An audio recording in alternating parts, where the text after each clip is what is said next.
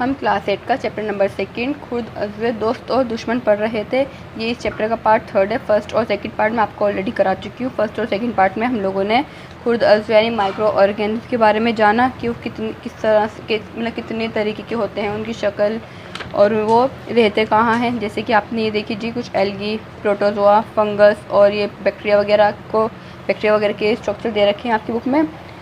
और कुछ खुद अज़्वे के बारे में भी जाना कि वो रहते कहाँ पे हैं, और वो कुछ जो हमारे खुद अज़्वे होते हैं वो कुछ ऐसे होते हैं जो हमारे लिए मतलब कितना फ़ायदेमंद होते हैं, और कुछ ऐसे होते हैं जो हमको नुकसान पहुँचाते हैं। जैसे लैक्टोबैसिलस नाम का एक बैक्टीरिया होता है जो हमारा दूध को दही में कन्वर्ट करने के लिए हेल्प करता है। इसका नाम आप अच्छे से याद कर लीजिए, आ सकता है पेपर में आपके। और इस चैप्टर को ना थोड़ा ध्यान से पढ़िएगा, बहुत ही ईजी चैप्टर है। ईजी तो खैर नहीं, मतलब थोड़ा याद करने वाला चैप्टर है, और इसका वेटेज बहुत अच्छा है। यहाँ तक कि आपको आगे आने वाली क्लास में भी चैप्टर बहुत ज़्यादा हेल्प करेगा, ठीक है ना। और हमने कुछ एंटीबायोटिक्स के नाम याद करे थे, जैसे स्ट्रेप्टोमाइसिन हो गई, टेट्रासाइक्लिन हो गई, और इरिथ्रोमाइसिन, पेनिसिलिन वगैरह। और हमने फ्लेमिंग की कहानी देखी थी कि मतलब फ्लेमिंग नाम के एक साइंटिस्ट, अलेक्जेंडर फ्लेमिंग उन्होंने क्या करा था, बैक्टीरिया की स्टडी कर रहे थे। तो उन्होंने देखा कि भाई बैक्टीरिया के कल्चर प्लेट में वो स्टडी कर रहे थे। उस प्लेट में उन्होंने देखा कि थोड़ी फंगस कहीं बाहर से आ चुकी है, और वो फंगस आके क्या कर रही है, बैक्टीरिया को ख़त्म कर रहे हैं, मतलब किल कर रही है। तो इसी तरह से उस फंगस से उन्होंने क्या बनाई, एंटीबायोटिक बनाई, जिसे पेनिसिलिन नाम की एक एंटीबायोटिक बनाई थी। फिर हम उसके बाद हम पढ़ेंगे वैक्सीनेशन यानी टीका के बारे में। टीकाकरण के बारे में थोड़ा बहुत आपको पार्ट 2 में बता दिया था, लेकिन मैं फिर भी आपकी मतलब कितना आपका ये लेक्चर टीकाकरण से ही शुरू करूँगी, यानी वैक्सीन से शुरू करूँगी। तो थोड़ा इसको समझने की कोशिश करिए। देखिए, ये हमारा एक हेल्दी सा पर्सन है, ठीक है ना। मेरी ड्राइंग बहुत गंदी है, इसको बस समझने के लिए समझा दूँगी। ये हमारा हेल्दी पर्सन है, ठीक है ना। और यहाँ पे हमारा कौन है, ये डेड वायरस कह लो, या फिर पैथोजन वगैरह। पैथोजन होता क्या है, कोई भी ऐसी चीज़, कोई भी ऐसा ऑर्गेनिज्म जो आपको बीमार कर दे, उसमें हम क्या बोलते हैं, पैथोजन बोलते हैं, ठीक है ना। आप थोड़े अभी से इंग्लिश के वर्ड याद करना शुरू करें, आगे जाके आपकी साइंस इंग्लिश में ही हो जानी है, तो आपको परेशानी नहीं पड़ेगी। थोड़ा मतलब आप कोशिश करें। और अगर आप उर्दू के पेपर में से, तो खैर मैं भी उर्दू की स्टूडेंट थी, इतनी दिक्कत नहीं पड़ी, लेकिन फिर भी आप अभी से याद करना शुरू करेंगे तो और आसानी रहेगी आपने। वैसे हम किसके बारे में पढ़ रहे थे, वायरस के बारे में, वैक्सीनेशन। इस टाइम कोरोना की वैक्सीन तो खैर सबको लग चुकी होगी, आपने 8 क्लास में आ चुके हैं, जाहिर सी बातें लग गई होगी। तो इसमें आपने मालूम है क्या हुआ था आपके साथ वैक्सीनेशन में, मतलब आपकी बॉडी में क्या इंजेक्ट करा गया था, शायद नहीं, खैर मैं बता देती हूँ। ये हमारा हेल्दी पर्सन है, ये हमारा कौन है, मरगिल्ला सा मरा हुआ सा वायरस है। अब इस वायरस को हम आपकी बॉडी में इंजेक्ट करेंगे थ्रू इंजेक्शन वगैरह। हमने आपकी बॉडी में क्या करा, ये वायरस डाल दिया। आपकी बॉडी ने क्या लगा कि बाहर से कौन आ चुका है, कुछ भी ऐसी चीज़ आ गई जो हमें नुकसान पहुंचाएगी, ठीक है ना। तो आपकी बॉडी ने उस पर अटैक करना शुरू करा, उस पर हमारी बॉडी क्या करेगी, अटैक करना शुरू करेगी। ये वायरस क्या है, मरगिल्ला है, ये तो किसी काम का नहीं है। मतलब बॉडी इतनी, अगर आप हेल्दी हैं, आपकी इम्यूनिटी स्ट्रॉन्ग है, आप अच्छा खाना खाते हैं पीते हैं, तो आपकी बॉडी इसने यूँ ही ख़त्म कर देगी। लेकिन साथ साथ आपकी बॉडी में कुछ ऐसे सेल भी होते हैं जो हम मेमोरी सेल बोलते हैं, जो अपने अंदर याददाश्त बना के, मतलब ना याददाश्त बना लेते हैं और लाइफ टाइम तक आप में रहते हैं, मेमोरी सेल बन जाते हैं, ठीक है ना। ये एंटीबॉडीज़ फॉर्म कर लेते हैं आपकी बॉडी के अंदर। अब क्या होता है, अगर अल्लाह न करे आपके साथ ऐसा हो, अगर आपकी बॉडी में कहीं से ज़िंदा वायरस आ गया, तो आपकी बॉडी के अंदर वो कर जाएगा। आपकी बॉडी के पास तो ऑलरेडी एंटीबॉडीज़ फॉर्म हो चुकी हैं ना, तो वो क्या करेंगी, इसके ऊपर अटैक करके इसने ख़त्म कर देंगी। ये तो डेड वायरस था, इसने कुछ नहीं करा आपकी बॉडी में। आपकी अगर वैक्सीन लगी होगी तो आपने बुखार आया होगा, या फिर मतलब सर दर्द वगैरह थोड़े बहुत तो सिम्टम्स आपने आए होंगे, ठीक है ना।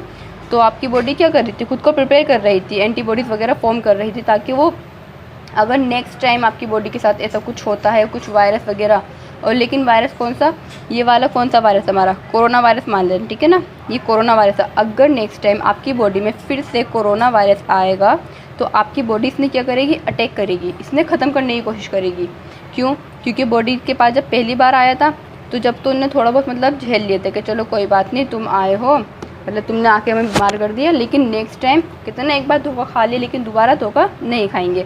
तो हमारे जो मेमोरी सेल्स होते हैं वो हमारे लीव वायरस को, जिंदा वायरस को ख़त्म करने की पूरी कोशिश करते हैं। और अगर आपकी बॉडी में कोई जिंदा वायरस नहीं आया, मतलब कोरोना जिंदा वायरस नहीं आया, तो फिर भी आपकी ये एंटीबॉडीज़ जो होती हैं बॉडी में फॉर्म होके रहेंगी लाइफ टाइम तक। इसलिए तो जब भी बचपन में आपने देखा होगा ना, काफ़ी सारे बच्चों के टीबी के और पोलियो के और क्लोरेला, मतलब काफ़ी सारे ऐसे टीके होते हैं जो बचपन में ही लगा दिए जाते हैं, ताकि आप आगे जाके उनसे, उन बीमारियों से अगर बाई चांस पीड़ित भी हुए, मतलब आपको बीमारी हुई भी, तो आपकी बॉडी पहले से ही प्रिपेयर रहे। उम्मीद करती हूँ आपने समझ आया होगा। और आपने नहीं समझ आया ना, आप दोबारा मेरे को कमेंट में बता देना, मैं आपको दोबारा समझा दूँगी। और थोड़ा आप इंग्लिश के वर्ड याद करने की पूरी कोशिश करें। ये देखिए पहली जी पूछ रही हैं, बच्चों के टीके क्यों लगाए जाते हैं। बच्चों को पहले ही बच्चों ने टीके लगाए जाते हैं ना।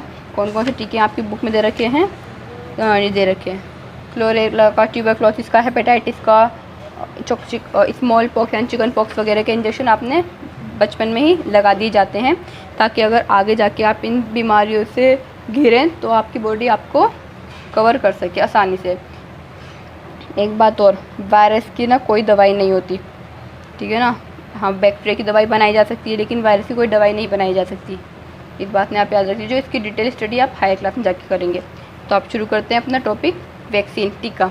टीका होता क्या है, जब बीमारी फैलाने वाले खुद अज़्व यानी माइक्रो ऑर्गेनिज्म हमारे जिस्म में दाखिल होते हैं, तो इनसे लड़ने के लिए हमारा जिस्म क़ुव्वत मुदाफ़ियत एंटीबॉडीज़ पैदा करता है। मैंने आपने बताया था ना, अगर खुद अज़्व माइक्रो ऑर्गेनिज्म पैथोजन आपकी बॉडी में एंटर कर चुके हैं, तो आपकी बॉडी में क्या फॉर्म हो जाएगी, एंटीबॉडीज़ फॉर्म हो जाएगी। जिस्म को ये भी याद रहता है कि अगर ये माइक्रोब हमारे जिस्म में दोबारा दाखिल हो जाएं तो इससे किस तरह मुकाबला करना है। एक बार आ गया, चलो बॉडी ने कुछ नहीं कहा, उसको रख लिया, मतलब मेहमान बना के रख लिया, लेकिन वो मेहमान आके तो उसको उल्टा पोस्ट करना शुरू कर दिया ना, तो बॉडी क्या करेगी, एक बार उससे मतलब लड़ झगड़ लेगी। नेक्स्ट टाइम अगर वो दोबारा आया, आने से पहले उसने ख़त्म कर देगी, उस पर अटैक करना शुरू कर देगी। लेकिन ये जब होगा, जब आपकी इम्यूनिटी स्ट्रॉन्ग होगी, ठीक है ना। लिहाजा अगर मुर्दा या कमज़ोर किस्म का माइक्रोब सेहतमंद जिस्म में दाखिल कर दिया जाए, तो जिस्म मुनासिब एंटीबॉडी पैदा करके उन्हें ख़त्म कर देता है। ये एंटीबॉडी हमारे जिस्म में बरकरार रहती हैं और हम बीमारी फैलाने वाले खुद अज़ुओं से महफूज हो जाते हैं। टीका, वैक्सीन इस तरह काम करता है, ठीक है ना। टीका किस तरह काम करता है, ऑलरेडी आपकी बॉडी के अंदर डेड पैथोजन या फिर माइक्रो ऑर्गेनिज्म डाला जाता है, ताकि आपकी बॉडी खुद को प्रिपेयर कर सके। आपने याद करना है, हैज़ा, टीबी, चिकन पॉक्स मतलब स्मॉल पॉक्स और हेपेटाइटिस जैसी कई बीमारियों को टीका के जरिए रोका जा सकता है। आपके सिलेबस में आपकी बुक में 4 ही दे रखी हैं, तो आप 4 ही याद करेंगी, ठीक है, करेंगे। बचपन में आपको भी कई बीमारियों से हिफाजत के लिए टीका लगाए गए होंगे। क्या आप इन बीमारियों की फहरिस्त बना सकते हैं। आप अपनी मम्मी से, पापा से, मतलब किसी से भी मालूम करें कि आपने किस के ऑलरेडी आप वैक्सीनेटेड हैं। अभी कोरोना की से तो आप अभी फ़िलहाल में वैक्सीनेटेड हुए हैं, लेकिन आपके बचपन में कहते हैं ना टीका लगाए जा रहे हैं, ऑलरेडी आपके काफ़ी सारे टीके लगे हुए होंगे। आप अपने पेरेंट्स से जाके मालूम करें, ठीक है। सभी बच्चों को इन बीमारियों से महफूज रखना ज़रूरी है। ज़रूरी टीके नज़दीकी अस्पतालों में दस्तयाब रहते हैं। आपने पल्स पोलियो प्रोग्राम के तहत बच्चों को पोलियो से महफूज रखने के लिए टेलीविज़न या अखबारों में इश्तहार देखे होंगे। बच्चों को दी जाने वाली पोलियो ड्रॉप दरअसल एक टीका है। देखो होगा ना, वो मतलब एक आंटी आती, फिर मतलब 2-3 आंटी आती हैं घर पे, और वो मतलब यहाँ इस पे फिंगर पे कुछ टिक निशान लगा के जाती हैं और आपके मुंह में 2 ड्रॉप डाल के जाती हैं, है ना, पोलियो की दवाई जिसे बोलते हैं। चेचक के खिलाफ पूरी दुनिया में एक मुहिम चलाई गई, जिसके नतीजे में दुनिया के बेशतर हिस्सों से चेचक का नाम व निशान मिटा दिया गया। चेचक पहले के टाइम पे वो चेचक बहुत ही ज़्यादा फैली थी। एक टाइम पे चेचक बहुत ही ज़्यादा फैली थी, उसकी भी हम लोगों ने क्या, मतलब साइंटिस्ट लोगों ने क्या बनाई, वैक्सीन बनाई, जिससे चेचक को भी ख़त्म, उस वैक्सीन के थ्रू चेचक को भी ख़त्म कर दिया गया। आजकल इंसानों और दीगर जानवरों को मुख्तलिफ बीमारियों से महफूज रखने के लिए बड़े पैमाने पर खुद अज़ुओं से टीका तैयार किए जाते हैं। और ये जो वैक्सीन होती है ना, ये वैक्सीन खुद किससे बनाई जाती है, उन ही माइक्रो ऑर्गेनिज्म से बनाई जाती है। जैसे कोरोना की दवाई बनाई गई थी, कोरोना से ही दवाई बनाई गई थी। मिट्टी की जरखेज़ी में इजाफा, कुछ बैक्टीरिया और नीली हरी एल्गी। इस टॉपिक को ना हम नेक्स्ट वीडियो में कवर करेंगे, क्योंकि ये वीडियो बहुत ज़्यादा लेंथी हो चुकी है। उम्मीद करती हूँ आपको समझ आया होगा। आपने अगर इस चैप्टर को शुरू कर लिया है तो इसको एंड भी करना है। बहुत ही ईजी और अच्छा सा चैप्टर है। आप इसमें पढ़ोगे तो आपको बहुत मज़ा आएगा। आपकी मतलब कहते हैं ना नॉर्मल लाइफ से बहुत ज़्यादा रिलेटेड है। इसमें आपने पूरा करना है। ये चैप्टर आपको पूरा इसको मतलब फुल स्कोर करा सकता है आपके पेपर में। ठीक है, कवर करके जाना। मैं नेक्स्ट वीडियो अभी कुछ ही देर में बना के अपलोड कर दूँगी।